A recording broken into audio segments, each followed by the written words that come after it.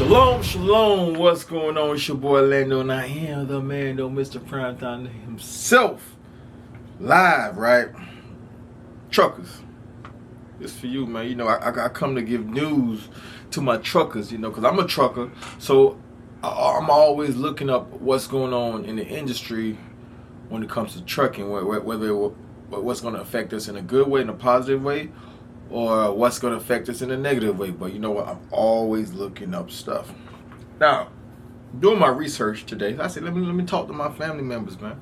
You know, I ran across a couple things, man. I ran across a couple articles talking about us. And your main thing that stood out, especially the one that I'm about to read right now, from the truckingdive.com. I like it, and I could definitely relate to this. Most truckers, especially the OTR guys, can relate to this. It's about a bill that Congress, well, let's just read it. Let's read it. It says, truck parking bill reintroduced. Truck parking bill reintroduced, what's that about? Let's talk about it. On February 28, 2025, House Representatives reintroduced a bill proposing $755 million in competitive grants to enhance truck parking facilities. We definitely can we could use that. We've all been to some trucking areas like, yo, you don't feel safe around here, especially what is it, Arkansas? If you've been there, you know, safety is first for sure. But I know that's not exactly what they're talking about, but it's all that goes together when it comes to safety. Some of these trucking spots, they you target, you know. And they might not have enough money to pay security. I'm sure that's not fully what they're talking about, but all this fall under one. Let me continue. This is what it is. This legislation aims to address the shortage of safe, see, I was on it, safe parking spaces for commercial drivers, improving safety and compliance with hours of service regulation. Yeah, we're going to, just like I was saying, safety. It says a group of House members are again bringing back the Truck Parking Safety Improvement Act, which has been introduced in every congressional session since 2020, but has fully materialized. Okay. By expanding access to parking options for truckers, we are making our roads safer for all commuters and ensuring that goods and supplies are shipped to market in the most efficient way possible. U.S. Rep. Mike Bose said in an announcement, this is a matter of public safety for everyone. I totally agree with that, man. If you're a trucker, especially those over-the-road guys, you definitely have been in some questionable truck parking. Or the truck stop is so full, you just got to figure out, you got to find somewhere to park it. Most of some of the time, it's not safe to park where you parking, but you're tired, you're running out of drive time, there's no parking in the truck stop, so you gotta just park somewhere. So this is a good bill. I like this bill. Hopefully they pass it. Hopefully they pass it, man. Opposition to EV mandate. I'm giving y'all some news right now, guys. I'm a news reporter right now. Don't judge me. Yeah, I'm the news reporter right now. I need like a news sound. Hold on. Hopefully I put something right here. Yeah, okay. It said the trucking industry has expressed support for a bill aiming to end electric vehicle. Boom! We don't want them. We don't want no electric vehicle. I don't want them. We don't want them. Mandates and restore regulatory authority to the Environmental Protection Agency, the EPA. This move reflects concerns over the feasibility and infrastructure requirements of mandate EV adoption in commercial vehicle. I like this one, so I gotta dig deeper in this. I'm just coming fresh off the brain. No, I'm fresh off the press. You know, how y'all feel about these electric vehicles, man? I'm not gonna lie, I'm not for it. Reason being, I'm not for it because I know I haven't been on this earth that long, but one thing I know is once they get one thing working, they keep going to the next one. So eventually, I don't really see it. Who knows? These electric vehicles might take over. I know that sounds crazy. They might take over. these electric vehicles might start taking our job. They're already trying to make them see if they can run by themselves. Nah. I'm against it. Man. I'm just sparking y'all brain, just let y'all know what's going on in our industry right now. Giving y'all news today. Yeah, man, we giving y'all news today. Okay.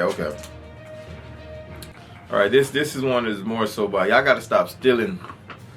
Y'all gotta stop stealing. Stop it. It's so bad that it's up there in Congress with the Senate. You know, y'all gotta tighten up. Okay, you said Washington. The Senate Commerce Committee Subcommittee on Surface Transportation, Freight Pipeline, and Safety held a hearing on Thursday, February 27th, to address the rise of cargo theft and other crimes in the trucking industry. They really talking about stealing. They know they ain't talking about. They don't care about the other crime. It's stealing. Cause stuff been happening. They don't care about us like that. The hearing was covered by Committee Chair Senator Todd Young and focused on the rise in cargo theft, specifically on crimes within the supply chain like brokering scams. Brokerage. Okay, I said broken scams. Brokering scams. Fraudulent trucking companies and train robberies by highly organized gangs. The hearing aimed to examine potential solutions, including increased coordination and enforcement by federal agencies like the FMCSA.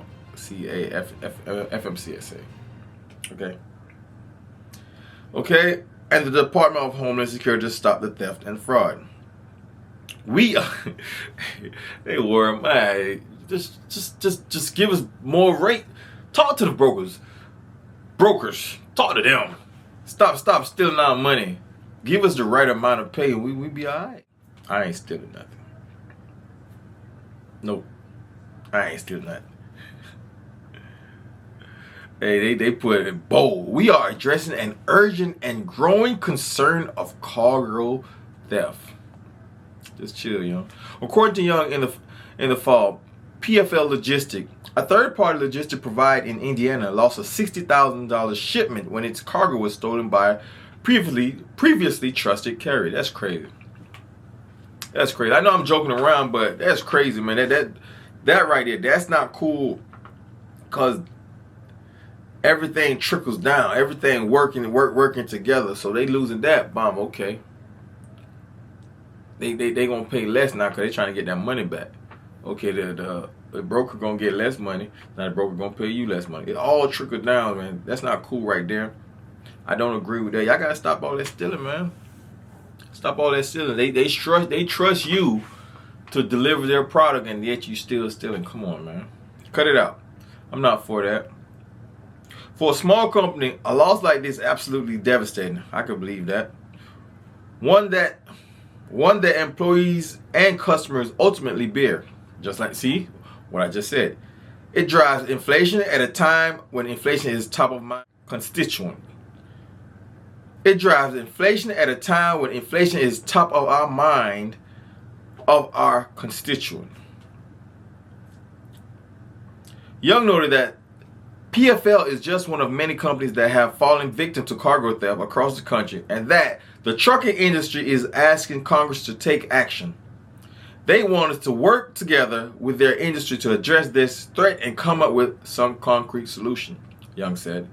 Young noted that the rise in e-commerce has brought additional threats and challenges.